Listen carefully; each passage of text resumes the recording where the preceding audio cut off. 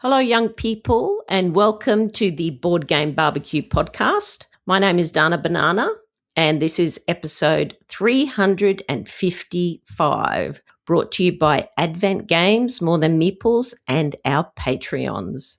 Now, I normally say wonderful Patreons, but I'm getting sick of using the same word. So I looked up on Google a synonym for wonderful, and I've decided to use the word dandy. Dandy Patreons. And I might use another one next time. Yeah. So thank you to our dandy Patreons. And today it feels like deja vu because I'm joined again by Connor from Sydney. Are you used to that yet? Used to saying Connor from Sydney? I know, it's weird. It's weird. It is very weird. Sorry, Joe. Oh, no, the guy who's going to beat me up. And I'm also joined by a very lonely fellow, Joe. Oh, yes, Joe. Everyone cry. You can't see because it's a podcast, but I'm crying big tears right now. I'm pretty sure you told me to leave, actually. Like, this is my town. Get out of here. Did you have a party? Were you excited? Yeah. Thank God he's gone party. And Joe and all the Melbourne volunteers are like, yes, finally the stone of Connor has left and we can finally flourish. So, Connor's especially scared of me tonight. Apparently, I look like the head of a gay motorcycle club. You can't see me. There's a lot of metal on you. Actually, have you? Oh, yeah, your necklace. There's a lot of metal. That's right. I don't know. It looks like a chain wire fence around your neck. That's right. Oh, that's not very complimentary. Thank you. The junkyard dog. That's what I'm wrong for. That's what the junkyard dog used to wear, the old WWF wrestler. Oh, God. Were they good? They were good. They were quite popular. Cool. Yeah. And I won't be offended. Perfect. No.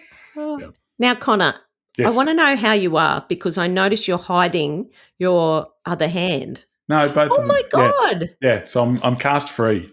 So, God, look at you. You had like a mummy on the end of your hand. I know, it's so good. So I went – I'm actually going to touch on this a little bit later. So stick to the end. But, so I had my cast cut off, which was great. So I went to the physio, they cut it off. And, I can start moving it now. It's incredible. Like, Joe would probably have a bit more of an idea, but just, seeing different patients and whatnot. But they've cut lower on my hand to find the tendon to reattach it to the finger. Like, it's crazy.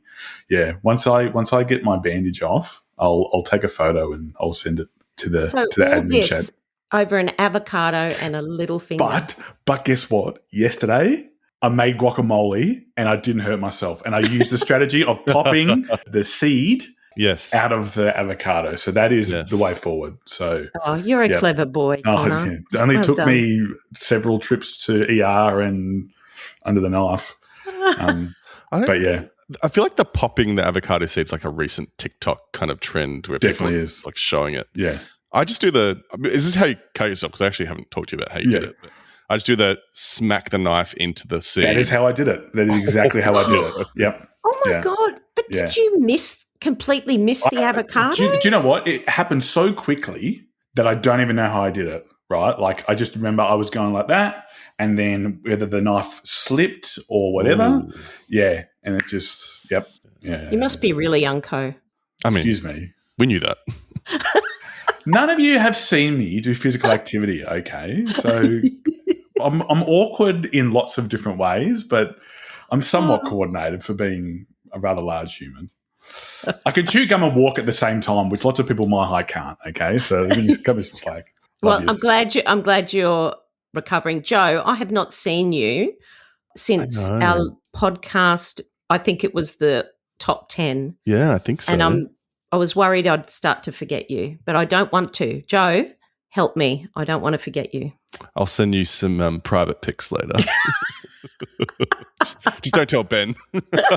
Oh, God. Ben might like him. Ben might like him. It's true. Okay, well. Look, I've really not been playing a lot of games lately. It's just a lot going on in the old personal life. I'm trying to finish my PhD, so not been a lot going on game-wise. But that's okay. I've got stuff to talk about, so that's fine. Awesome. Well, I'm going to tell you, I went to a party. I'm going to go first this time. I went to a party, and it was one of the best birthday parties I've been to. It was the 40th annual Festival of Kerry. So Kerry is one of our volunteers in Brisbane, and she's really cool. Legend. She's really upbeat, and she's just funky. That sounds really silly coming from an older person, but she's just funky. Anyway, and quirky. I would say quirky. Oh, quirky. Yeah, quirky is a better word. Anyway, it was a great day, and so she had all these different games planned. She had a paper plane competition, which I came last in. We had scissors, paper, rock. She had pitch car set up. We had magical athlete going pretty much the whole time. But she even had little things like mindful colouring and Play-Doh and cross stitch. Oh, nice. It was like being at playgroup. It was and really, you all loved it, right? Yeah, It's because it's tactile and you're using your hand. It's like playing board games, right? Like that's why we do it, because it takes your mind off stuff. It sounds kind of like what they do with the dementia patients at work, where like they have them in little groups and they do tactile activities with them. If I hadn't met Kerry several times, I would be convinced that this is introducing Dana to the home. This is Kerry, your friend, and we're doing different activities. That's right, yeah. Oh, God. But I did just one thing. I did want to mention that David Walsh and Samara Jethra were there, from Curses and Covens. And during the party, I got to see some of Samara's artistic skill on display, because she had a painting of a building and some gardens and things like that. And she decided to recreate that freehand and then add things to it. And this was all with coloured pencils. And I looked at what she created, and it was lovely because she was doing this as a gift to Kerry. But I actually said, this is abnormal that you can do this. It was so beautiful. Oh, it prompted me to look online, and actually I just thought I would mention it, and maybe you'd like to follow her or 1000 Rats on Instagram, and I'll put a link in the show notes about it. But she's actually got some artwork coming out. She's illustrated for an RPG that's coming out called Castles in the Air by Story. Yes. Oh, have you heard about that? I've had it advertised to me. So it's about growing up and developing as a person in the Gilded Age of America. That's the general storyline. But it looks really interesting. The artwork is beautiful. She's done all the internal artwork of the book that you get, and it just looks lovely. So I just thought I would mention them. Definitely give them a follow. But Connor, I have been looking at your games list, and I definitely want to hear about the first one that you've mentioned. Yes, so I got a chance to play Emberleaf. Actually, to be honest, so it was our good friend Tom's birthday a couple of weeks ago. We all got together and played some games with him, and we chipped in for a gift. And the old joke about like boyfriends getting girlfriends like Xboxes and stuff like that. It's like, oh, I got my girlfriend an Xbox, but it's actually a gift for me, like that whole thing. So Emberleaf was kind of like that. I really wanted to play Emberleaf, so I bought Tom Emberleaf so we could play it together. So it was just an excuse to buy it. But in saying that, he did play it with Heidi, his daughter, first before he played with us. But so this is a really cool game. I think what sort of ties it together is the mechanic of shifting your cards across. So like lots of games, it's probably going to get lost in some of the mire because it's anthropomorphic animals, right? Like that's all the rage at the moment. Me and Joe have had a funny podcast, talking about the hot blacksmith horse and stuff like that. It's just the theme at the moment. It's in vogue, all the games are doing it. But it is a little bit different because it does have this really cool card play where you have a limited number of extra cards that you're going to get in your hand, and then you're going to play them into your tableau, which then unlocks as you build more buildings or pay more resources. And then depending on which cards you have in your tableau, like in lots of great tableau builders, you will generate more resources, or you'll be able to do higher value attacks, or you'll be able to spend more coins or things like that. But like I said, what it's got working for it, what makes it a little bit different, is this whole mechanic of shifting the cards off the board, because a couple of things could happen depending on the card itself. If it's just a quick action card that when you play it, nothing's going to happen, right? But there might be a time where the card shifts, and then you activate its shifting ability. So you might have several cards that do that, and as it shifts, it's going to leave spaces open, which means that you can play another card in that space. So it's a timing mechanism, right? It's a timing thing. Okay, I'm going to shift this card. I'm going to play this card first because I'm going to shift it out. And then what happens is sometimes they have an ability of when they like fall off the board. So it like falls off the board, generally will come back to your hand, but then it might be like a really strong, like build for free or something like that. Most of the game revolves around you moving and building these buildings, putting these little inhabitants on the buildings. So there's an owl, a rabbit, a frog, and a rat. And what you do is there's a quite a neat scoring mechanic where you're pretty much just scoring adjacency. So when you place one of your animals out, you score for the number of animals that are adjacent on unique buildings in that zone. So that's a good way to think about it. But then what also happens, what I like, is as you use each of those animals, you then unlock something on your board. So that might be a once-off use ability. It might be like an addition to your attack, and so on and so forth. So yeah, like it's cool. I played it. I quite like it. I would like to play it some more. At 2 players, it felt a little bit too open. I think it would be a lot tighter with 3 or 4. So yeah, that's kind of the vibe I got. I've heard some people compare it to Root. I think it's just got the same with the animals. I don't think it's that similar to Root. It's not really a war game. You are doing some fighting, but you're not fighting each other. Well, who are you fighting then? You're fighting like non-playable characters. So like they're just like banners on a board, and they represent different hordes of things, and yeah, they give you points. Right. So yeah. It's so cute. So the art, firstly, I'm having a look at the BGG page. The art is very cute, and I can see the comparisons to Root for sure. But do you know what they called that mechanic that you're talking about with shifting the cards and moving a card this way to power it up and falling off the board? What? They call it card dancing. Card dancing. Oh, yes, that's right. I read about that. Yeah. I love that. I'm a big fan. Never heard of that before. Card dancing. Very cool. Would you say it's mean? No, I don't think it's mean at all.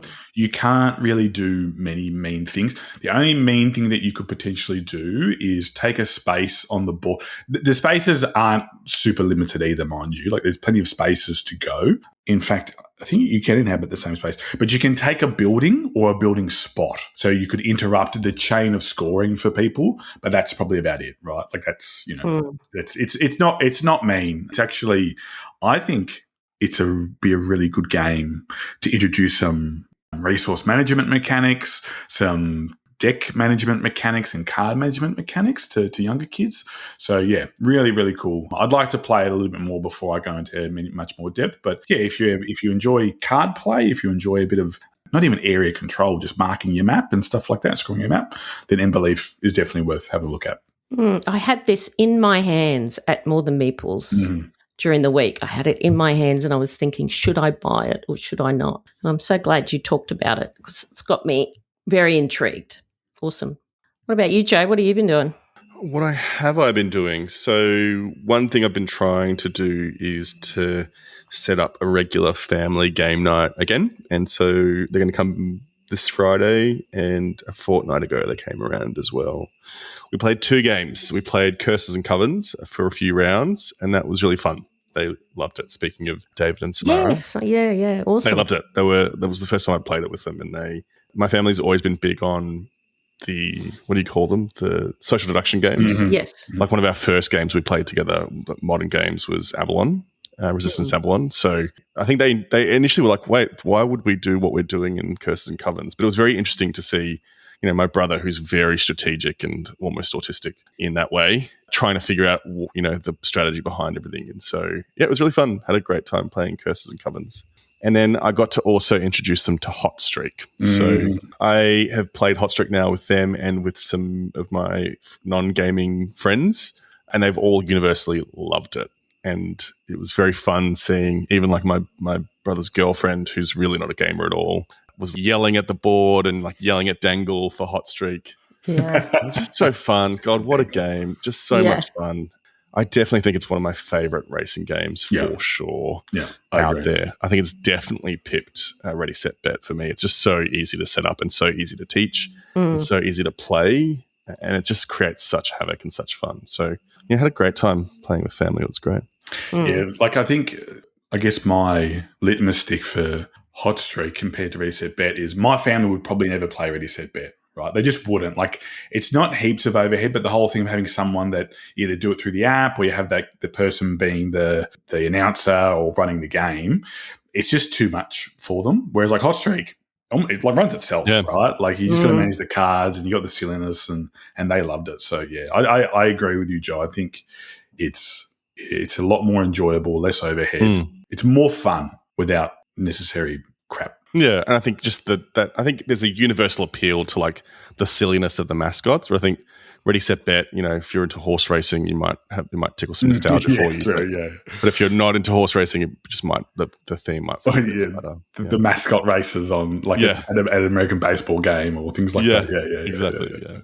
Wait, just on Hot Streak. Oh yeah, I have sort of had some mixed experiences with that game, and it's just playing it with non-gamers. The whole idea of putting cards in and the odds of whether your card will come out and how the race runs, I don't know. They found it hard to understand. It was just really? difficult. Yeah, they found it a little bit challenging to understand. And I think, well, it could have been me running the game maybe. Maybe I wasn't interesting enough. But, if you had someone like Conor who's like so vibrant, you're vibrant, Conor. Thank you. Thanks. Yeah. That's someone like that. Maybe it's a little bit different. So it could be me. But yeah, I've just had some non-gamers sort of find it quite challenging. Maybe that's just, as I said, it could be my family as well. So a couple of things that I did. So, and this is the first time doing this with my family, is I actually laid out all of the cards in front of each character. So I had the 4 characters on the grid. Yes. And then I would lay out each card in front of the character that was related to each character. So then it was really easy to see, okay, this character has more cards. They're all positive cards. This character has negative cards. And then I would actually explain, like for the first round of Hot Streak, I said, look, out of the 4 characters, this one has lots of positive cards. So it's very likely they're going to do well. And then this character is very unlikely to do well. But then in the end, that character that I said was going to do well did terrible because my brother put in a card to flip them around. Anyway, so to flip that character around and they did crap. So that's kind of the silliest in the game for sure. Yeah. But I definitely put a lot of effort into, okay, here we go, like setting up, amping up the energy. And then, I'll do things like at the start of the round, I'd like put the middle finger up to Dangle and be like, F you, Dangle. Everyone say F you, Dangle, and everyone said F you, Dangle. And so it's kind of like that silliness kind of just, I think, amps up the whole kind of experience. Yeah, but no, that's actually a good idea doing that. I didn't do that. So, good call. Yeah, for sure. Yeah. So while I was at Kerry Fest, I played a game called Brick Like This. It's a very silly party Lego game, something that maybe if you were hosting a party or something like that, you might just leave it on the table and people could open it up and have a bit of fun with it. You wouldn't even necessarily have to play the whole game. You could just play a few rounds just for a bit of fun. But it was very, very enjoyable. So it's a bit like that game from years ago that Lego made, Creationary. I don't know if you remember that, but you had to build like a satellite from bricks. You don't need to be great at Lego to do this, and that's what was the problem with a game like Creationary. So you're playing in teams, and it plays up to 8, and one player from each team is the instructor, and they draw a shape card, and it's got an abstract shape on it made of between 5 and 8 bricks, and together you have to describe how to build this, but only using words. So you're not allowed to point, you're not allowed to touch to the teammate who's doing the building part of it. So each card is worth between 5 and 8 points, depending on what you pick. The 5-point cards are easier than the 8-point cards. For example, the 8-point cards, the images, it's quite hard to tell whether the shape includes 2 bricks or just 1 brick. You have to do a little bit of puzzling out to think about what bricks you need to use. And so when you feel like your partner has built the shape correctly, they shout out done and you flip a timer. And now everybody else or each other team has 30 seconds to finish their build. Then at the end of that 30 seconds, if they hadn't finished, they don't get any points. You get the points. But if they do finish, they are also allowed to score points. I think it's quite a good family game. You don't have to be good at Lego to play it. But what I really liked was the chaos that ensued when we added in these challenge cards. This time you can draw a challenge card and the card might say you have to build this particular shape, but you can't use your thumbs or something like that, and which is actually incredibly difficult with very small Lego pieces. So we're talking about the little 2 bricks and the little triangle pieces. It's incredibly difficult to do that without thumbs. Or the person describing can only use the words yes or no, for example, or something like that. Or maybe you have to build the model upside down. So you play over 6 rounds and whoever has the most points wins. But it's just silly fun. It's a great family game, I think, something that you can laugh at each other at the end of the night. And it's, as I said, it's perfect for just sitting on the table and grabbing it out, and even if you only play a couple of rounds. I think if you were an experienced with Lego, it might be quite easy for you. However, for the people that were there, it was great. So, yeah. So that was Lego Brick Like This. Connor? Yes. What are you laughing at? I was laughing at myself because I was on mute and I couldn't see that I was on mute and I started talking because I was going to say that it reminds me of another game that I can't remember the name of that my nieces got for Christmas. And it was the same idea. Like you're constructing something and with just little blocks. And it's like, the person that builds it the fastest will then get bonus points. The person that builds it with one hand or the person that uses the most blocks. And but it's not as abstract as the Lego game. Like you're actually supposed to try and make it look like what you want. It's like mine was an ice cube and I had to use the smallest number of blocks. So I just grabbed a blue cube and put it on my, on my thing. Oh, God. So, I like those games. And I like Lego. Like Lego's great. I know you like Lego, Dana. You confessed as much. I've got a problem. Can't you see all the boxes in the background? Look at that. Lego. Look at those boxes. That's Lego. That's all Lego? That's Lego. Look. Do you build them? Yeah. Well, I do have some Lego in the lounge room, but those are awaiting building. Oh, God. Anyway, what can I say? God, you must be made of money. They're bloody expensive. Don't say that. If Ben ever listens to this podcast, you never say that. Oh, God. Don't say that. The other game that Brick Like This reminds me of, have you guys played Kitten before? No. Oh, no, but I've seen it. Kittin. Yes. So that's a similar thing where you have to make a shape. It's like different cats of different shapes in like little polyomino kind of wooden pieces. And you have to arrange them in a certain tower. But because they're wooden, they don't stick together like Lego, so it's a lot harder. The other thing I love about Kitten is that all the pieces are in the middle and you basically have to like fight each other and like grab pieces out of the middle. So it's very much like cat goat cheese pizza. We're like risking injury because it's like fighting to the death for these cat pieces. I love that. Is that a Japanese game?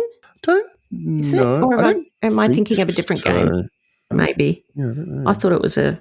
I don't think so, no. Oh, okay. It's published by Alley Cat, so which makes sense. Okay. Yeah, makes sense. And it's spelled Kit-tin, and it comes in a tin. So that's the other thing. So okay. I might look that one up. Brick Like This looks very similar to that. Oh, very good. You've been playing some smaller games as well because you've been going on some dates. Joe's back into romance. I have been going on some dates and I've taken them to a couple of board game bars, which has been really cute. So I got to play Sea Salt and Paper and Lost Cities at there's a board game bar in Collingwood here in Melbourne called Boardies. So shout out to Boardies. Very fun. Every time I've been, it's actually been full of people, which is really nice to see. That's cool. That's good. And they do like drinks and alcohol and non-alcoholic beverages. They do food. We had nachos there. The nachos are pretty good. So shout out to Boardies in Collingwood. And I got to play Sea Salt and Paper and Lost Cities with someone who wasn't was a bit of a gamer, but hadn't played these sorts of games before. And had a blast. I still think Sea Salt and Paper is probably one of my favorite two-player games around. Two-player? Okay. Yeah, okay. I think I prefer it two-player. Okay. Yeah, I like it at 3 and 4, to be perfectly honest. I think it just adds, I think there's more chances of the mermaids to come out. But some people might not like that, right? Because it's like, I win. like the whole thing. Yeah, that's happened twice to me, by the way. I guess collected all 4 mermaids and not won. me, as in it happened. Someone else. The person losing, they were losing, and they got all 4 mermaids because people were hoarding cards trying to have a big last round. Got it. Like, okay, I'll take that. I'll take that. I'll take that. And because we just milled through the whole deck. But it's great. Don't get me wrong. I like that mechanic. I think it's great. But yeah, no, I think Sizzling Paper is fantastic. Sounds like a skill issue to me. But anyway, go on, Dana. What were you going to say? Well, a 2-player, I was thinking, you know how you can take from you're not taking from the draw pile, you're taking from the cards that are face up. It gives you, I'd imagine at 2 players, it's easier for you to get to the card underneath that you discarded. It also is easier to track what they've taken, what they've put down. So the reason why I prefer it 2-player, I think, is it's a lot more strategic and a lot deeper in terms of remembering what they've taken and go, okay, they've put this down. Why have they done that? That means they probably have this card in their hand and this is what they're aiming to do, for example. I don't know, it just feels a lot more tense and a lot more push and pull at 2 players than it. I've also enjoyed it at 3 and 4 players, but I just find at 3 and 4 players you just lose track of what's going on, what's in the piles. That's right, there's a crab somewhere. Where's the crab? I can't remember where the crab is. Yeah. So that's why, Lost Cities, because you mentioned that before, that's probably one of my favourite 2-player games. That would be my go-to game to introduce someone to. I love that game. I've still got one of the old editions of it as well. Yeah, goes down well. Yeah, the copy that I played at Boardies was like this tattered old original edition of Lost Cities. It was just so fun to play. And I agree. Again, it's that kind of mechanic of you're playing into the lanes and then, kind of that push and pull and keeping track of what someone's doing and why they're discarding that and that sort of thing, I think is, very good. Yeah, so had a great time playing 2-player games at Boardies.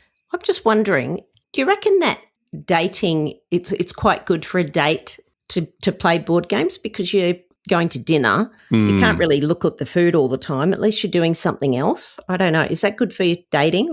I'm going to be honest, Dana. I'm a pretty good date. So modest. I can keep a conversation going if it was like over dinner, for example. The thing I like about board games, one is I'm sharing something that I love. And so I think that always gives people an insight into who you are. I think people also feel really good when they beat me because I'm not good at games. So, and I got trounced twice at Cizzling Paper and Lost Cities. I think, that makes them feel good if they beat the person who's the professional board gamer.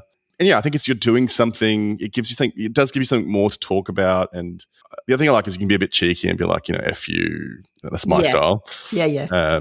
Give them a big middle finger. You can flirt a little bit. But I've really enjoyed it. I think it's been a nice kind of, if you're listening and you're in the dating scene, I think it's a nice way to connect with people that does take the pressure off of, so what do you do? And what are your hopes and dreams? And what's your baggage? And what are the things that have destroyed your soul in your life? Yeah, that's right. Are you hoping to have children? That's right. All that stuff, yeah.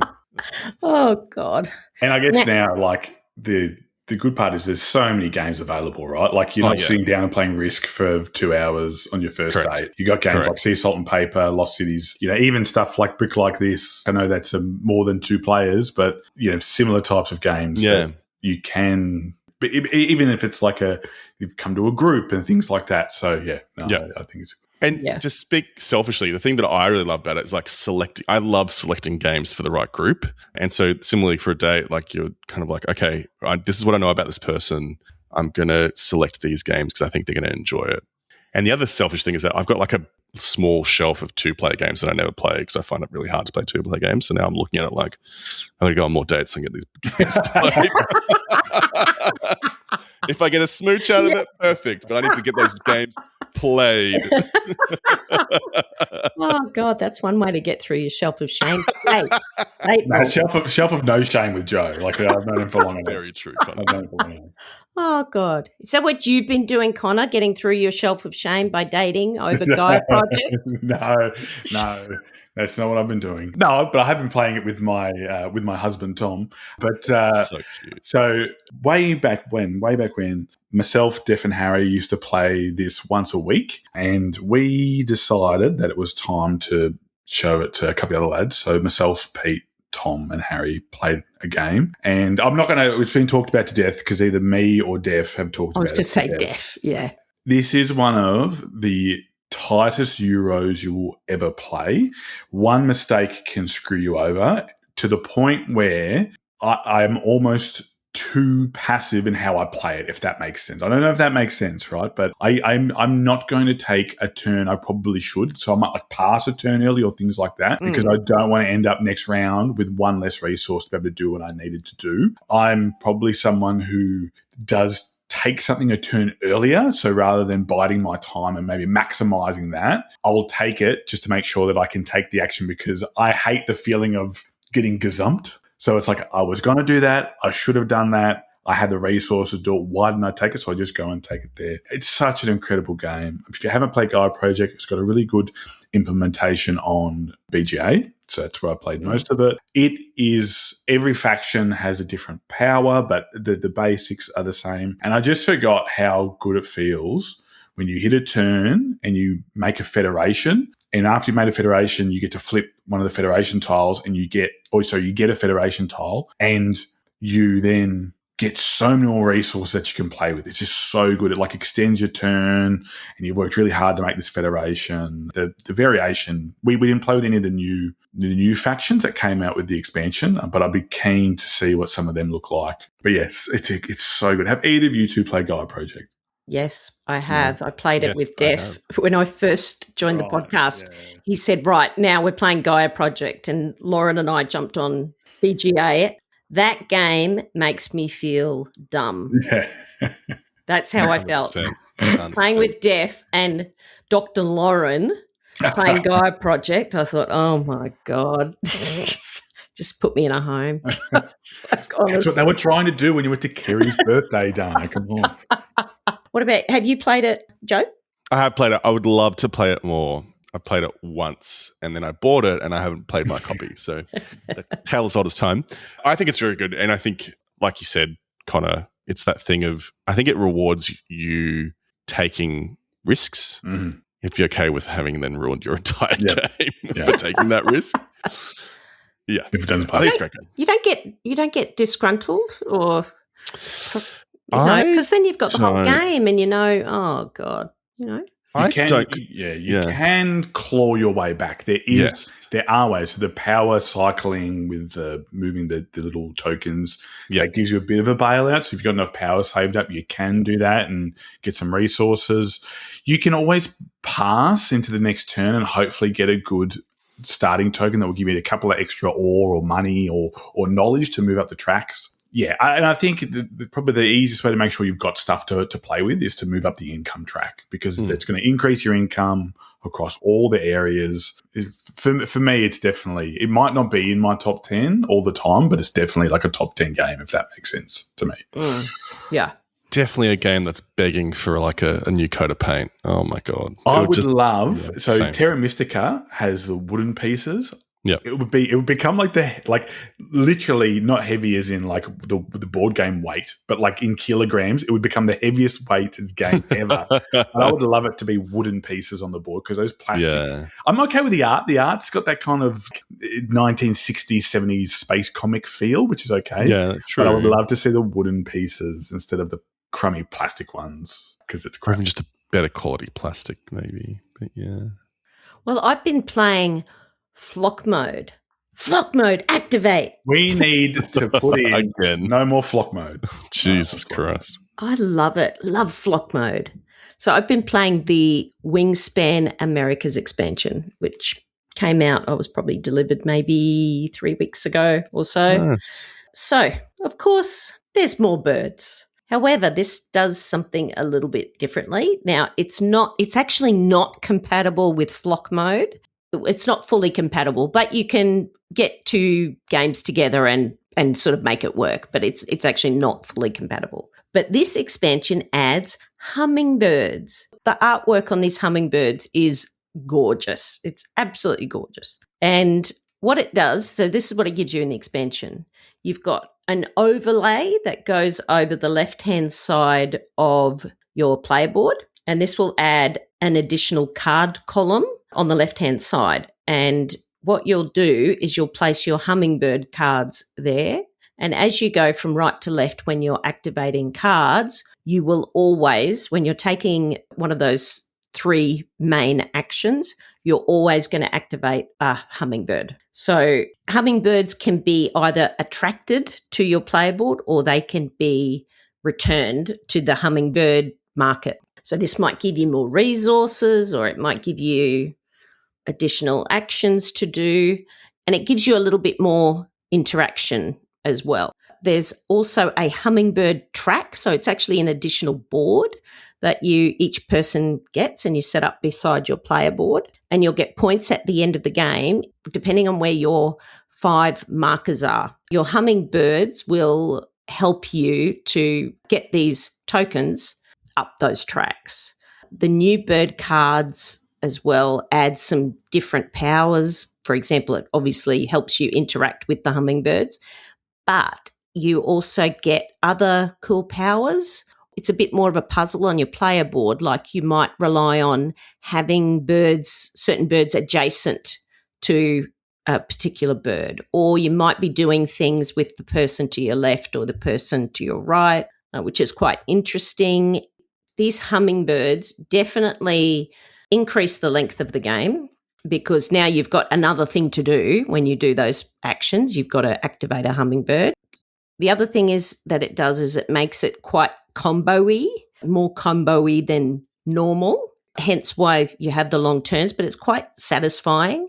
The other thing that we noticed is what having the hummingbirds does is it makes you want to activate the hummingbird. So what that does is it makes you want to take those 3 main actions, which is drawing a card, laying eggs, and getting food. It'll make you want to do those more, and therefore it has the effect of playing less birds onto your player board. So it's just a different focus, I think, of the expansion. We really noticed that your scores are amplified because of these hummingbirds. You're getting additional points from these tracks. So normally I would say when I play Wingspan, if my score is over 100, that's a good score. But in this occasion, when we played a 6-player game in flock mode, activate, when we played it in flock mode, all of our scores were over 100. And that's kind of unusual I think anyway, for a game of Wingspan. So it does amplify that. It's a very good expansion. Now, would I have it all the time? Maybe not, because as I said, you lose the focus on playing birds onto your player board. So it just changes things a little bit. And sometimes I might not want to focus on that. So I'm not sure whether I would play with it all the time, but I'm pleased to say that it is compatible with all the other expansions, like not flock mode, but it's compatible with the Oceania expansion and the Asia expansion and all that. So it is quite good in that way, but I'm still yet to decide whether I would play with it all the time, but I'm still glad that I have it. I know that flock mode improves it, but when you said 6-player Wingspan, I just keep having flashbacks to that 5-player game Wingspan that made me want to kill myself. I'm telling you. They want to end it all. I'm telling you are just a negative person, Joe. I'm not. But I'm sure it's lovely. I was going to ask you a very stupid question, which was, I thought base Wingspan was about North America, but it looks like they mean Americas as in like the rest of the Americas. So like Mexico, Central America, South America, the Caribbean. Not Canada. No, okay. not Canada. No. We're talking more South America. Yeah. So have you got anything more that you want to talk about? Any more games? Connor? I just wanted to mention a game that I played called Argent the Consortium. So I played this with JB, Mark, and Lachlan. They invited me over for a game. And it's a little bit older, but what I will say about this, it's got a pretty cool setting. So the setting was not what I expected. It's a wizarding school. So it's a wizarding school where you start off as the head of a particular type of magic, trying to become seated in like the headmaster chair or the chancellor of the university. What is cool though, I won't get into too much of the game. There's a whole bunch of mechanics that probably reserved for going into a bit more. It has a really cool system of bumping a worker where you can bump a worker, and depending on whether the worker is a green worker, it's a wizard like a green wizard or a pink wizard or a blue wizard will depend on what type of other wizard you can bump them out of the worker placement spot for. So, for example, the red wizard can effectively eject any other wizard except for the green wizard. But then you can play spells to get rid of the green wizard, but the blue wizard is protected from spells. And then when you play the black wizard, then you can potentially play you can play a spell after you play the black wizard. Like, it's some really, really cool stuff that is actually quite well balanced, because even though you might start with a particular color, you can then go and purchase or gain the other colors as well. I had never heard of it before, and I was pleasantly surprised by it.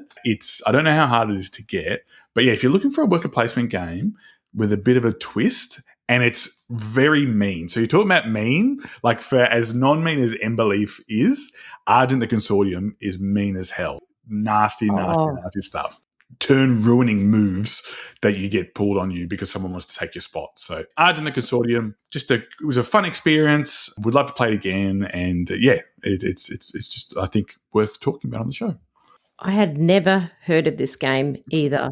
Same. I'd never heard of it. Like, it's crazy. Yeah. I notice it says the worker placement is a game in itself, just that part of it. Yeah, because you're working out where you're going to go, who you can dislodge, but also who you're going to put where, because they might be able to land quickly. So you get to put 2 down in a turn, or you might better take 2 spots, but you don't want to then put them somewhere that's going to be a juicy spot, because someone's definitely going to bump them off there. And the way that the turns end is not based on placing all of your workers. It's based on taking a card that gives you a very small bonus, but what it does is accelerate. So if you can notice that someone's had lots of their workers bumped back on their board, and then you end the turn, well, they're just not going to have a very efficient turn, which for some people would be maddening. They just get so angry. But for the right type of gamer, that's delicious. Yeah, it's delicious because it's so mean. Delicious. Can I just comment on the cover of the game? Yeah. It's rubbish. It's very interesting.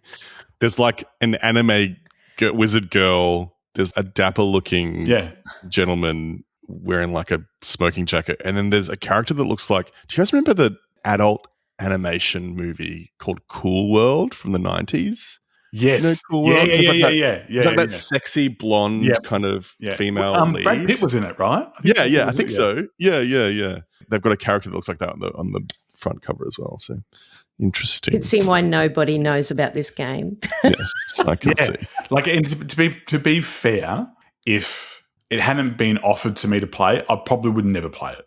I don't slander games very often on the show. I'm not into it, but it was definitely not the game when I sat down and looked at the artwork that I thought it was going to be. It was much better. Amazing. So, Which is always nice, right? Yeah. When you play a game, you go, actually, I'm pleasantly surprised.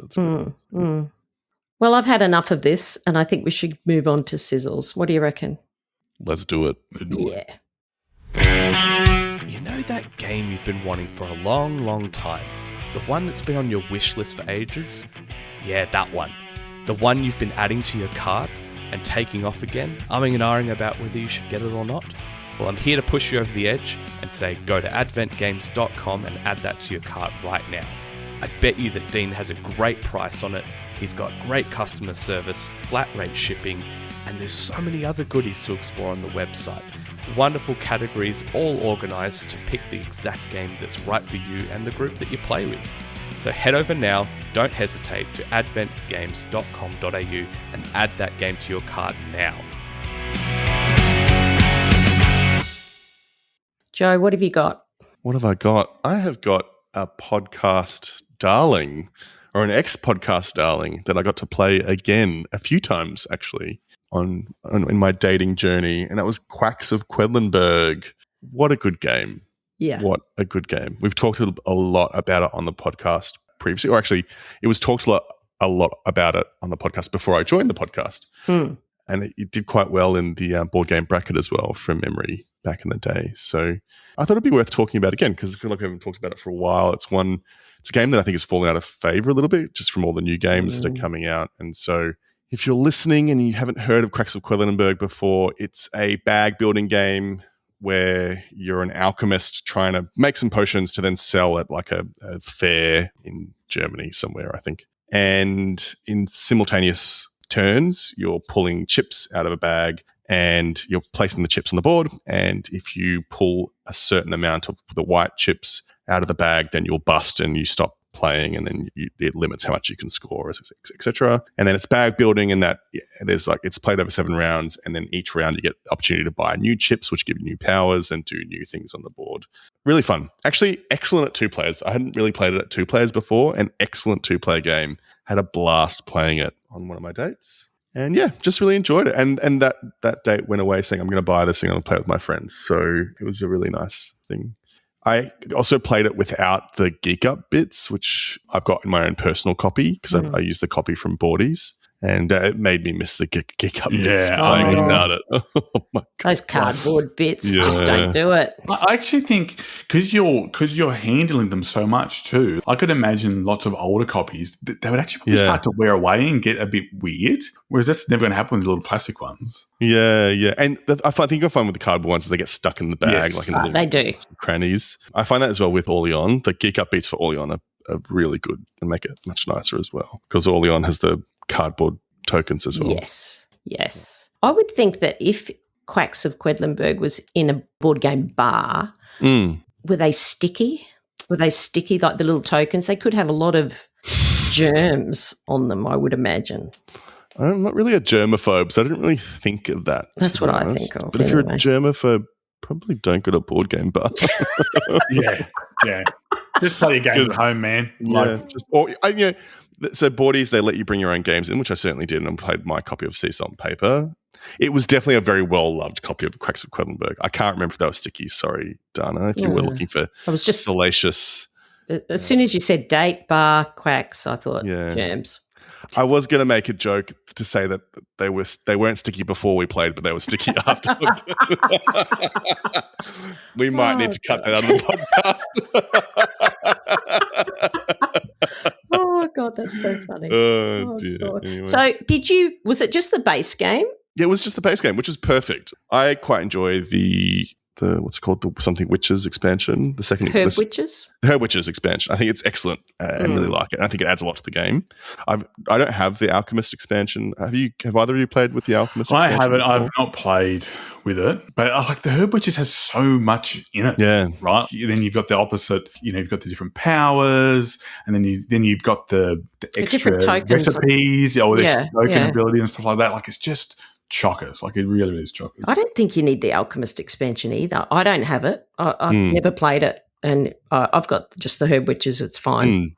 Yeah, so I don't need anything else. So, but even the base game was perfect, and it went down really well. And we played 2 or 3 games of it back to back, and it went really. And at 2 players, the other thing is it's really quick because you're just like taking the turns, bang, bang, bang, bang, bang, one after the other. Yeah. It's a great game. I think the reason why I want to talk about it on the podcast, I think if you own Quacks, it's definitely worth going back to it. It's definitely worth bringing it back to the table and playing with family and friends. And I think your copy of Quacks definitely needs some love because, super fun. You're absolutely right because mine has been sitting there gathering dust for probably 18 months or so. I haven't even touched it, and I should go back to it. It is an excellent game. Yeah, I might actually bring it out for the family on Friday. That's a good idea. I still, I talk about this, and I used to talk about it in my top 10s. I had a video of my dad playing this game of him, and his bag exploded. And because we're all egging him on, we're like, no, it's not going to happen, it's not going to happen. And just it's one of my favourite videos to play. Like, so nice. It's just great. And to me, it was his re-entry back into board games too. Like, we played lots of games or whatever, and he was a board game from way back. So, it will always hold a special place for me because of that video. That's so nice. That's the thing I like about 2 players is you can really pay attention to what the other person's doing. And so I'm, of course, a chaos demon. And so I'm always that person who's like, come on, you can do one more. You can pull one more. This is your odds. Like, you can do it. I believe in you. And they bust and they call you, fall into words. Yeah, that's right. Yeah. That's so fun. Yeah. Okay, so I just have one more question, Joe. I know I'm focusing on the dating part, but of course. But so we're Lost Cities, Sea Salt and Paper, and now your Sizzle. Were these different dates with different people? They were 2 different dates, like 2 different people. Okay. 2 different people, 3 different visits to Boardies. Yeah. Okay. They're going to start getting used to seeing you with new people. Yeah. The bar is going to be like, point. Yeah. hello, sir. Hello. Hello, sir. Definitely haven't seen you in the last couple of weeks. I'm honoured, Dana, that you think that I'd be that popular. I'd be able to go through with a cast of characters. Thank you.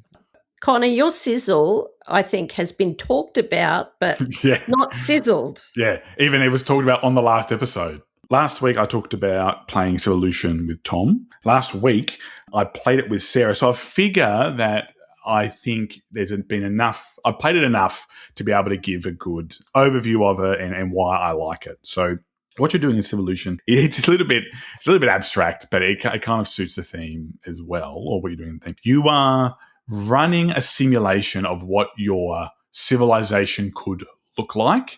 Now, it's very loose in terms of your cards that you're playing or whatever. There's no real connection to. There is a slight one, but not really. There's no underlying theme of brown cards are going to then move up the culture track or things like that. There's nothing time like that, but I think that works out because it's balanced. So what you'll see in the thumbnail or in our image that we do is me holding up the console. And the console is kind of like the heart of the game, because on this console, you're going to be placing dice. And to take an action, you have to commit 2 dice. Now, there's a whole range of actions. I'm not going to go through them all, not like I did with Marrakesh, because Marrakesh, it had like 11 actions. This one has way, way more. But it is a Stefan Feld game. So you get lots of points for doing lots of different things. It's split up between the main board, which is where you're going to be placing your tribes and inhabiting different locations, and also a couple of other sideboards as well. So there's a couple of tracks that you move up. Of course, it's got tracks. I love tracks. So there's like culture tracks. Just think of them as colors. There's also a fate track as well. So I'll talk about that in a moment with the fate die. And there's also a weather section too. And the weather section is something that you can't really ignore, because if you ignore the weather section at the end of each round, you're going to end up losing tribes. And tribes is what you score at the end. One of the multiple things that you score at the end of the game. So why I really like this game is, Dana, it's a bit like it is what we talked about last week. So it is a point salad game where you've got lots of ways to score. You pretty much anything you do, you'll probably get points for in some way. You might not get immediate points, but you'll probably get in-game points. There's, similar to Gaia Project, there's an end-of-round objective that you'll score. But you're also going to score that as well at the end of the game. So it's quite good, right? So you're effectively going to score this twice. But if you succeed in scoring a particular track in the first round, you're going to multiply it by 5, and then the next one's going to be 4, and then 3, and then 2 in the last round. So why are you taking actions on this board? Well, you're taking actions on this board because you're either going to populate the board using reproduction. So you're effectively telling your species to reproduce. I know filthy. It's definitely the filthiest thing that we've talked about on this episode.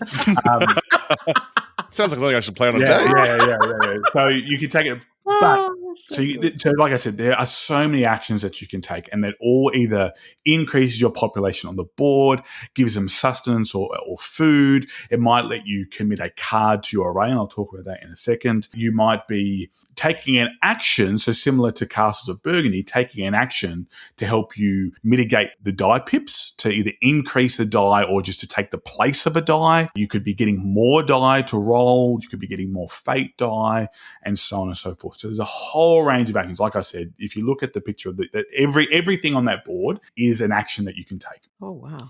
So like I said, why I really like this game is because there's a lot of choice and decision going into your actions. And it's actually really, really tight, because the way that the game trigger, or the way the round trigger ends, is the number of resets that you do. So depending on the number of players that you have, will determine the number of resets that you're able to do per round. And once that number of resets finishes, the round ends. So you can be really nasty and see that someone might be about to do a reset themselves, and you hit the reset button. So you get the reset. They then have to take their action to do a reset, and you might get an extra action or something like that. So you can be really, really, really mean. But depending on what dice you have will determine which actions that you take. And because you've always got to place 2, there's one unique action for each combination of die. So, there are people who are better at maths than me, even though I'm a maths teacher. They could probably work that out. The doubles are used to give you increased traits, which can then be used to play cards into your array. Now, playing cards into your array, you're either going to be taking resources, or you might have to have a certain trait like the ability to coerce someone, or intelligence, or dexterity, or things like that. This is, I think, one of the most fun aspects is when you slot cards into the array, they will either give you an immediate bonus, they will give you an ongoing bonus, or they'll give you an end of game scoring mechanism. So it might be like all the cards in the row scores, or for every building that you've built, you might score, or so on and so forth. But the other cool part about this is at the end of the game, you score for every card that is in your array at a particular level. For every production chip that's in your level, every augmentation chip that's in your array, and also every 2 goals that you achieve will also score for that. So in order to give you a visualization, you've almost got like an outward V of cards that you can place. And in that first row, every card that you place is worth 2 points. And the second row, every card that you place is worth 3, and then 4, and then all the way up to, I think, 10 points for the level 5. But level 4 and 5, you have to unlock throughout the game by doing different things. One of them might be building all your settlements. The other one might be filling up all of them. It's so hard to do. I don't know how people can do it. I really don't. It's like, it seems impossible. That's not saying much, to be perfectly fair, but it seems really, really difficult to do. But the rule with this scoring is that you can only place cards of the same color on top of each other. You can only place goals on top of each other. And you can only place augmentation chips on top of each other. The only things that break this and become wild are your resource chips. So they can go on top of a blue card, let's say, but then you've got to slot another blue card after that. So it's actually really, really hard to fill up your array and to place all your cards. I am probably rambling a little bit, but like I said, there's just too many actions to talk about, like so many actions. But there are a heap of actions. You don't have to do them all.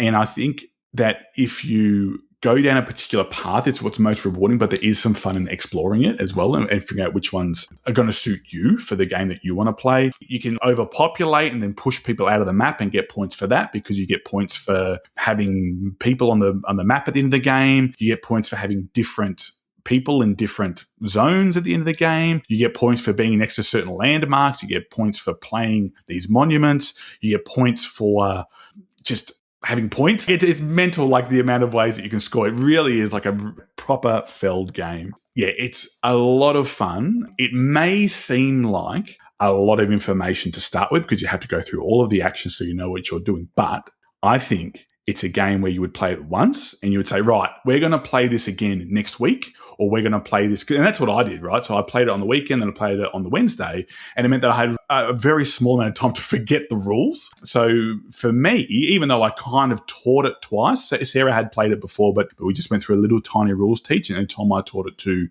from scratch. So in both cases, I was still teaching the game, but because I had the understanding of the game, it did make the flow going a lot quicker. So yeah, I've had such a blast with it. I played it at 2 players. Don't know if I'd play it at any more than 2, maybe 3. I definitely wouldn't play it at 4 because I think the AP and the time between turns would just be absolutely astronomical. But please do give this game a go. It comes with the highest recommendation from me. I've had a lot of fun. I'm looking forward to playing it more and more with people who have played it before and haven't played it before. So yeah, I'm definitely down to play this at any opportunity. So yeah, that was Civolution.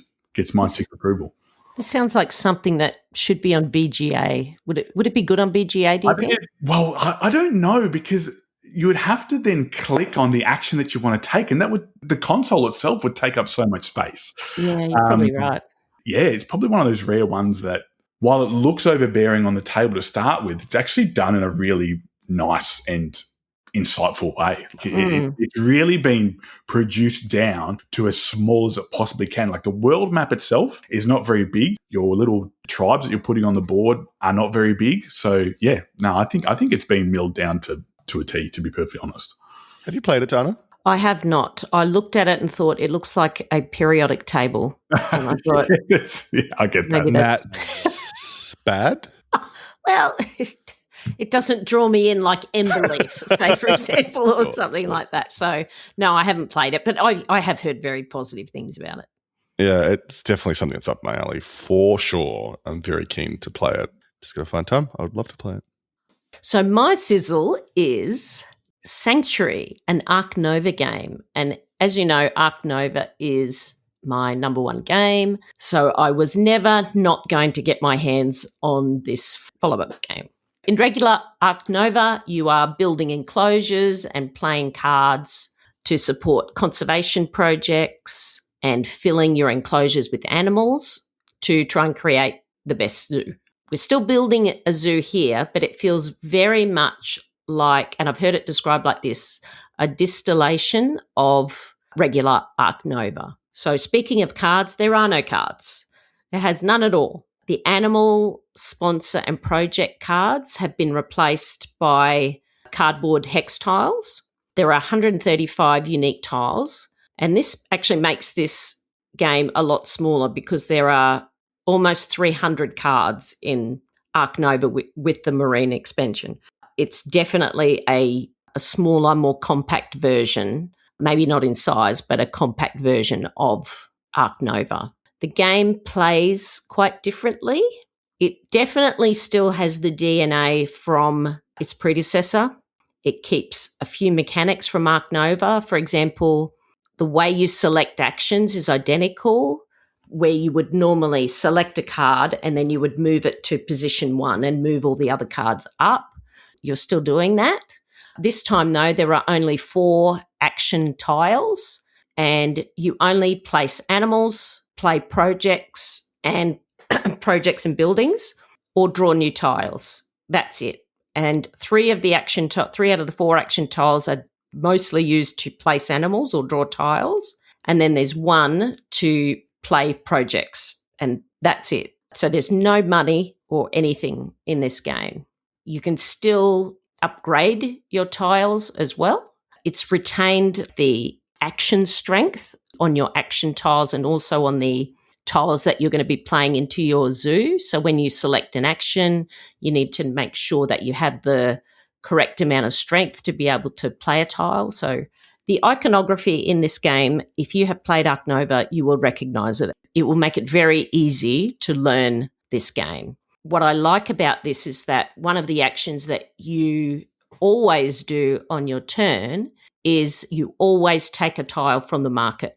And that really helps with the common complaint from Ark Nova that the cards just don't move quickly enough and you can't find the card that you need. So the market flows quite well. I've played it at 2, 3 and 4, and it definitely obviously flows better or more with 4 players, but it's still pretty good at 2 with each of you taking a tile on each turn. There are conservation tiles as well, and unlike Ark Nova, it was a bit of a race to try and get these conservation points. You can now fulfill conservation project even if another player has already done so.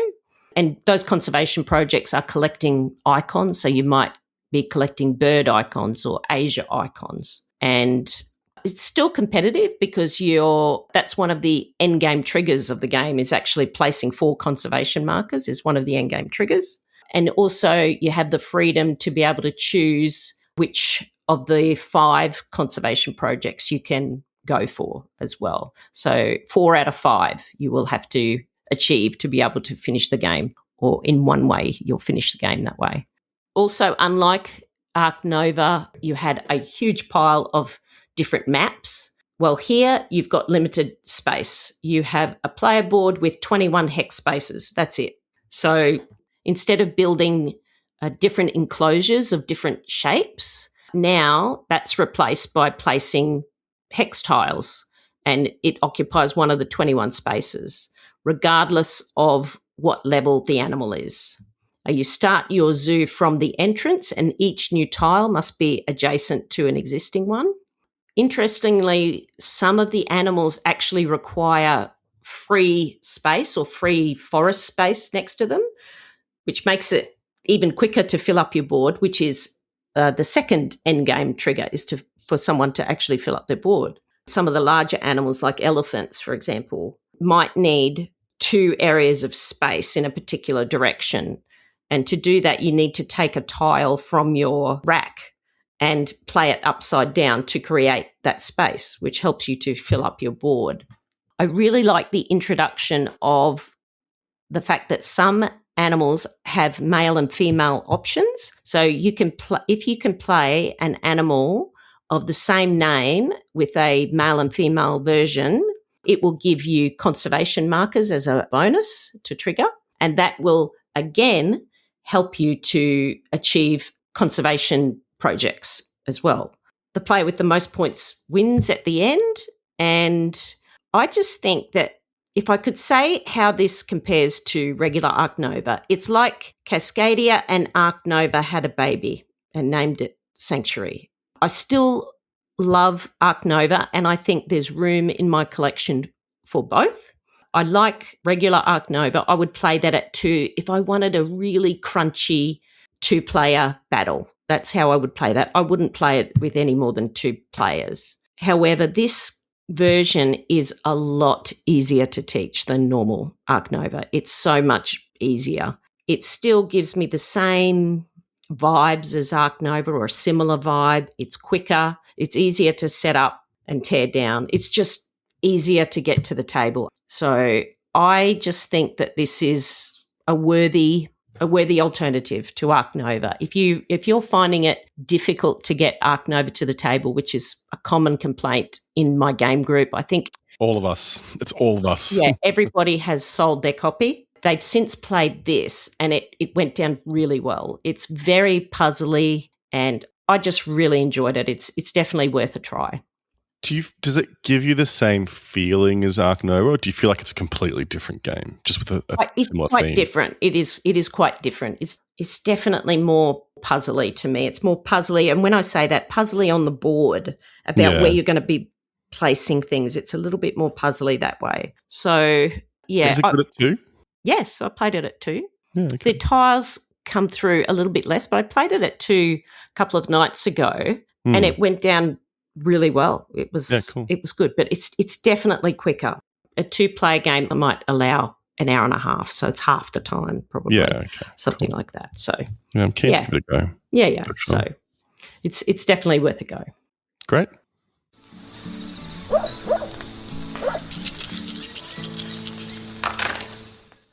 So now for some announcements, and we've got a lot again. PlayCon as usual. 3rd to the 5th of July at the ICC in Sydney. Tickets are on sale, so if you don't want to miss out on a ticket, jump onto the website. Yeah, it's going to be such a good event. I'm so excited about it, and you definitely don't want to miss out on this one. Remember that we've got Cole Whirl and we've got Andrew Bosley, and is that how you pronounce his name? Is it Whirly? It's Cole Whirly. Oh, sorry. You looked at me with a funny look, and I just went, "Oh God, I've mispronounced it." I thought I was being subtle, but okay, good. Oh, and we've also got Shem Phillips as well. It's just going to be a great event. So it's actually Shem Phillips. Oh, like Ryan Phillips. Yeah. Keep going. I'm sorry. We're also taking applications for Designer Alley and the Designer Day. So that's very exciting. Have you got anything to add for that, Joe, about Designer Alley? Or No, we'd love to see your design. We'd love to help showcase your design. More applications means better games being displayed. And so we'd love to see you. You can submit multiple designs. If you've got multiple designs, we'll only ever choose one design or one designer to be successful. But if you've got multiple, we'd love to see multiple as well. Volunteering as well. We'd love the help. You don't have to be an expert in board games to volunteer. So just head to the website, to the volunteer section, and fill out a form. We'd love to hear from you. And then we've got the game days. So we have Brisbane Game Day at Royal on the Park on the 28th. So it's not far away, 2 weeks. Tickets are available on Eventbrite. It's not far from being full. So if you do want to come along, I'd suggest buying a ticket. the Sydney game day at Castle Hill RSL on the 14th of March, and Connor will be there. So it'll be special. Connor's first game day as a Sydney resident. As a resident. I've been to many, but yes, as a resident. Yes. And then the Melbourne game day. Now, we said it was going to be on the 14th. Is it on the 14th of March? No. So I think when we looked at it, it was going to be too tight a turnaround to sell tickets by the time the venue came back to us and said, yes, that was okay. So we'll rework the date. It'll probably be sometime in April instead so we can sell some tickets. So watch this space. TBA. What it means is I might be able to come to the Sydney game day. Isn't that exciting? Oh, that's wonderful. We'll see. I'll have a look at my little bank accounts. You may have a date. I may. Maybe I'll bring them to Sydney. Bring them to a game day. Wouldn't be the first. Really? Oh, God. So last week's question of the pod was very appropriate since you talked about Civolution. And the question was, do you prefer games that have one path to victory or multiple, and why? So referring to point salad games. I think Connor and I talked about this at length on the last episode. What about you, Joe? What do you prefer? I think the obvious answer is both. I really enjoy point salad games, but I think for me it's important that if it's going to be a point salad game and there are multiple paths to victory, that there is some balance to the different paths and different strategies having at least some kind of equal or close to equal weight, so that if you choose a strategy and it's obviously the less strategic strategy, then or that's going to get you never going to get you the win, then why would you choose it? So I like games that reward you exploring and trying new things as well. So for sure. I think it's very good for replayability as well. I agree. Because at least next time you could say, well, I might go down this path. I might try and focus on contracts or whatever the game is. So the other thing that I think it does, selfishly, it means that if you're going to teach a new person the game and you've already found a winning strategy, it means that you can leave that strategy off and try something different and help level the playing field a little bit because you're trying something you haven't tried before potentially. So it means that even though this person hasn't played before, is playing against someone who's experienced at it, and they have an equal chance of winning still. We were sort of talking last week about, I'm sure it's thought of as quite negative. On YouTube videos, often I say, it's a point salad game. It's thought of as negative, and I still am not sure why. I can see it being a negative if theme's really important to you and the victory conditions and the points that you're gaining aren't related to the theme. So if it's just like make the most points and you're a theme-heavy person, a themer, as per the Think a Themer fan club, I think that might be why it's a negative, is that it's just kind of, you're just doing things to make points and it doesn't really mean anything. I personally enjoy it. Well, we had quite a few responses on Facebook. Would you like to read those, Joe? Boy, would I. So we had a response from Dave Franklin on Facebook. I'm not a fan of any game that requires, at the end, a calculator, a maths degree, and about 15 minutes to determine the winner. That is pretty bad. That is pretty bad, I would agree. That's Civolution, is it? Is that what it is, Connor? Is that Civolution? No. Very easy maths. Very, very easy maths. Okay. Like if I can do it, it's easy to do. Yeah, gotcha. And then we had a response from Eaglin Kurek, who said, not the biggest fan of point salad games. I think it's typically detrimental to the coherence of a game. I guess it's easier to design a couple of mini games of which the scores are tallied up rather than having a thought out streamlined point/win system. So Eaglin just said what we said, but in a much more elegant way about it being coherent. So there you go. Andy Doc said, I quite like games where no one knows who the winner is until the end. It can be a bit disheartening to be an hour into a 3-hour game and already know that you're going to lose. Point salads always keep people guessing, which is very true. Actually, the inverse. I've got a friend named Tom who is famous for, he'll always be like, I'm losing. And then at the end, he gets all these end game points and then is lapping people on the board. So that's the other thing, is that they can sneak in the win. And then Tabletop Gaming, Catherine said, I'm not a fan of point salads, so much so that I'm starting to lean away from Euros altogether. I prefer games that are a race, e.g. Res Arcana or Istanbul, or low victory point calculating games, e.g. Bus, where a winning score is usually 10 to 20. I do still own some like Barcelona or Forest Shuffle, but I don't know how long point salads will last in my collection. And then from Instagram, we had Anglefish say, one thing I love about innovation is that if you're losing on points, you can always try to win one of the other paths instead. And then our board game table said, multiple variation is always appreciated. Then on Discord, we had Shuck. He said, I love discovering point seller games with other beginners because there is a feeling of freedom in exploring the different aspects of the game. 100%. They're not as fun with experts with hundreds of games who know precisely what works and what doesn't in every circumstance. I mean, yeah, but there's people that have played like Castles of Burgundy a bajillion times, right? But there's a bit of variation in that. So I don't know if it's a point seller, but yeah. Retro Mech says, I prefer multiple paths as you can change strategies as you go to meet different win conditions. Games like Dune, Imperium, Uprising, and Catan technically only have one way of winning with victory points, as far as I know, but multiple ways of gaining those victory points, such as resource cards in Catan, the best strategy. I also do play quite a few solo games that have one way to win, but multiple ways to lose. Not really sure which I like more. Yeah, I think that's what I was trying to say last week. It's like, yeah, even though it's victory points, like victory points are the one way to win, there's lots of different ways to get victory points. So thanks, Retro Mech, for saying what I wanted to say, but better.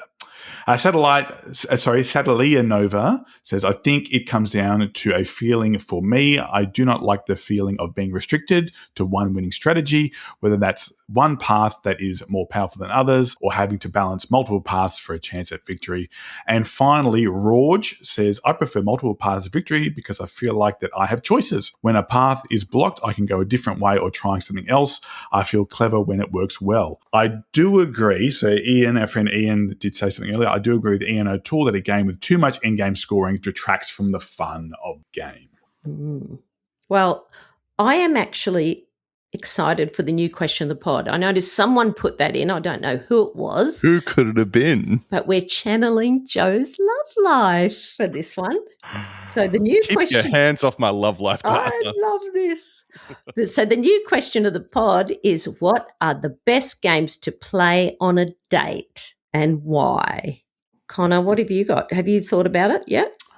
It depends on who you're going on the date with, or a gamer or not. I don't think something that might have a little bit more crunch to it might be okay. Maybe something silly, like we were talking before we recorded, Dan, like a potion explosion, like that's got a real fun like mechanic where it's like, oh, and you can be a bit nasty to each other where you take something and it causes a chain reaction. So there's a bit of excitement, and especially if there's not someone who's played a lot of board games recently, they could be like, oh, so board games are like this now, and it's quite a cool thing. And something that if you are struggling to carry the conversation, that's something that you can talk about while it's going, oh, what do you think, what's going to be a good move? And you can even, like as Joe said, be a bit cheeky, oh, I'm going to take that one, or something like that, or you can feign frustration when they've taken it. So yeah, I think something like Potion Explosion would be a good one. What do you reckon, Donna? If you're on a date, I'll tell you in a minute, but if you're on a date, do you think you'd let the person win if you really liked them? Yes.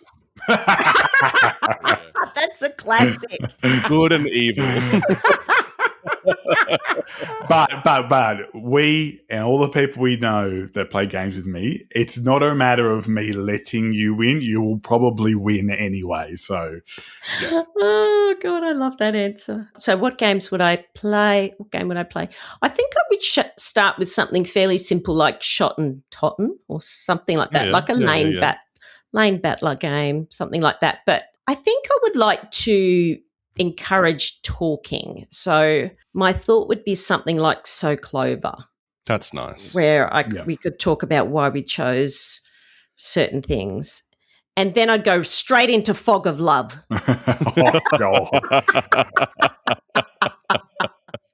Oh, God. A role-playing game about relationships. Yes. Or what's the other one that I've played before as well? Oh, God. Oh, Decorum. God. Decorum. Oh, yeah. So yeah, Decorum's good. great. That's, Yeah, love it. It's so good. Oh, God. So, yes, so we'd love to hear your answers. So please keep an eye on our socials and on Discord and tell us what you would like to play with a loved one, whether it's your partner at home when you go out on a date or a new person that you might be dating. Yeah. So, I'm going to be taking notes. Yes, actually, and reporting back. Good. Very good. Yes.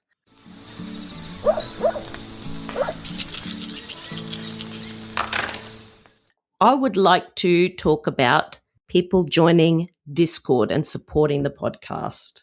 Now, if you want to support our podcast, you can go to Patreon.com/BoardGameBarbecue, and you can get access to other podcast episodes that we record for our Patreons. They're usually very fun, and we're hoping to record some very soon. But there are other ways that you can help. Tell your friends. It would be appreciated. You can also go to Apple Podcasts and give us a review, or Spotify. But I always think the best way to get involved, to be honest, is just to be active on Facebook and on Instagram, and just in particular Discord. It's a great community there. And I always say, if you're not comfortable with Discord, or if you've never used it, just give it a try. It's a lovely community, and I highly recommend that you get involved and get in on our conversations. So, yeah. So now we're talking about Fired Up, and I have to do my throat clear. Wait. Can you mute, please? Okay. That was a fireball. I heard it. I think most of Northern Sydney heard it too, like through my headphones. There was like, I'm getting noise complaints. So this is the end of the episode where we talk about things that we're excited for, what's happening in the coming weeks. I am particularly excited because this coming weekend I am going to an event called RatCon, and this is the first time I've been invited, so I feel very special. David Walsh and Samara have a gaming weekend planned at their house, and it's by invitation only. I'm just going to point that out. It's by invitation only, but it's 2 days of board games at their home, and they do Captain Sonar, which is fantastic. David's game, and I don't know at what stage this is, but I have played it before, called Ides of March. It is a deduction game. I have played it before, but I don't know whether it's a published thing or whatever, but we're playing Ides of March. I think there's Railroad Inc., Sidereal Confluence. It's going to be a great weekend, and then it ends with trivia, I think. Board game trivia. So, yeah, I'm really looking forward to that. And I just wanted to mention that Tom Vassell sent me an email and he used the word Dana in it. Wow. We need to hear about where were you when this happened. Give us the context. I was highly likely on the toilet. I can't even remember. After you received the email? No, it was just to arrange our dinner date. That's so cute. I was very excited. I said, it's my first Dice Tower West. And he said, I hope you have a great time. Oh, so nice. He replied, oh, God, I'm so excited. Oh, God. What are you excited about, Joe? Well, after hearing you talk about Magical Athlete last episode, fate intervened. I walked into Mind Games here in Melbourne today and to buy a birthday present for my cousin, it's her birthday today. And there was just one copy of Magical Athlete on the shelf. I was like, it's fate. I got to buy it. You have to. Your family will love this game. Can't wait to play it. We're going to play it on Friday. I can't wait to play it. Oh, my God. They will love this game. Oh, God. I can't wait to hear about it. Oh, that's awesome. Can't wait. And the other thing is I've decided to start playing games with Pepper. So Pepper's my daughter. She's 3 years old. And I've bought a couple of little cute age-appropriate games for her. One of them's about hiding bugs under a picnic mat. And the other one's about getting chickens from one place to another and avoiding foxes or something. I'll look up the names, and at the next episode I'll talk about them and see how we went. And so I'm going to introduce her to games and see what she thinks. I'm so excited. Having tried to play games with my own children when they were young, at that age, the harbour games are excellent. Yeah, for sure. They are great. There's one called, what's it called? Orchard something. There's one called Shopping List, which is really good. Shopping List. And there's another one. I'll have to get you the name of it. I'll look it up. So, yeah. Oh, that's wonderful. What about you, Connor? I'm going to take a little bit of a different tact with this. Jokes aside about my hand, I was in a pretty rough spot when I did it, and it could have been really nasty and a really, something that impacted my life quite greatly. But I was very lucky that I was surrounded by people who I have met through this podcast, through our Discord community, through our board game barbecue community, that have grown and become part of this, that have grown with me through all this, that were able to help me through this. So I wanted to take this opportunity to thank some of those people. So firstly, to the people who saw me at Jules's wedding, rightfully ribbed me for that, 100%. But then checking in to make sure I was okay. So thank you for that. I wanted to give a special shout out to Megs for driving me to the wedding. I would have found it really difficult to get there if Megs didn't drive me. Kim for driving me back, same thing. I would have found it really difficult because I wasn't able to drive long distances. So I'm really grateful for those people. I wouldn't have met them if it wasn't for the board game barbecue. And one of the reasons why I moved to Sydney was to spend more time with people like them. Thanks to anyone who's reached out and checked if I'm okay. So thank you for that. But there's two people that I did want to mention, and they have made me injuring my hand made it a lot easier to manage. And the first one has been Sarah. So Sarah's played games with me, taken me out for coffees and lunches and stuff like that. Thank you, Sarah, for doing that for me when I was in a bit of a tight spot. And the other one, of course, is Tom. So I talk about Tom a lot. He's an incredible friend. I'm really, really grateful to have him. He's someone that I've met through this podcast and someone that I've become really close to. And yeah, he was there for me when I'd really hurt myself, and he's been there ever since. So thank you to everyone, but in particular, thanks to Tom and Sarah for helping me out when I was in a tight spot. Yeah, I just thought I thought they needed to be acknowledged. So thank you. And yeah, that's the last time I'm probably going to get emotional on the podcast. So I won't do it again, I promise. Oh, Connor. You're a beautiful boy. Oh. You did bury the lead, though. You didn't thank Tom for wiping your butt. I could do it with my right hand, okay? I would never make him succumb to that. But did he? Well, he had to undo your fly. Oh my God! I hope Shannon doesn't listen to this podcast. She's mortified. That was very sweet. God, that was precious. Oh God, Connor. Oh, what a way to end. Oh my God. Okay. Anyway. All right. Well, that's it. That's the end. I'm so glad I saw you, Joe, because you're back in the memory. You're back in the forefront of my mind. Thank you. Yeah. Wish I could say the same for Connor. Did it too often. Is that what the problem is? Yeah. So thank you very much for listening, and we hope you enjoyed this episode, and we'll see you on the next one. Bye. Bye. Bye.